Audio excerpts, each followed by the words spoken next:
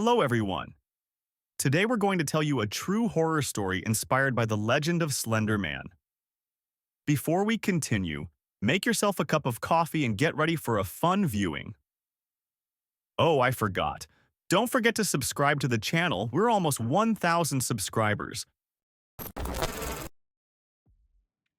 The trip seemed ordinary. My friends and I went camping far from the city. We laughed as we drove, our music playing softly, until the sun set and the forest began to look dark and eerie.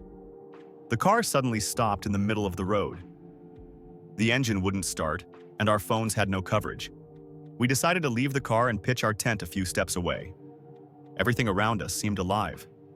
Shadows moving, the wind carrying strange whispers. The strange things began then.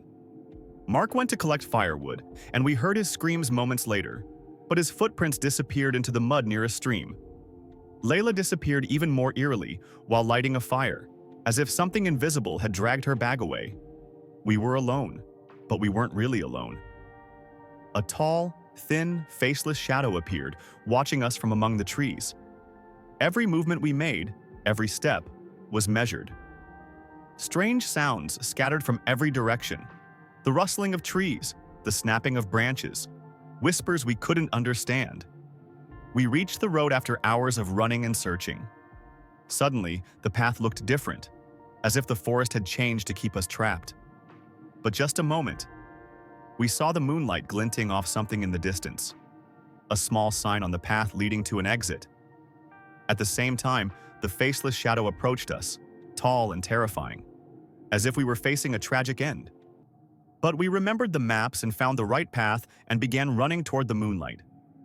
We reached the edge of the forest with the first light of dawn. My friends who had disappeared. We found them nearby later, numb from a minor accident but safe. The forest hadn't touched us, or maybe it let us survive this time. The shadow? It disappeared suddenly, as if the forest itself had decided to let us out. Our hearts still pounded, but we were alive. We had learned that fear can disappear just as it appeared, and that hope can emerge in the most terrifying moments. And so I left the forest. But I know even today that something is watching out there in the trees. But it let us live. Will you enter the forest? Or will you run while you still have a chance?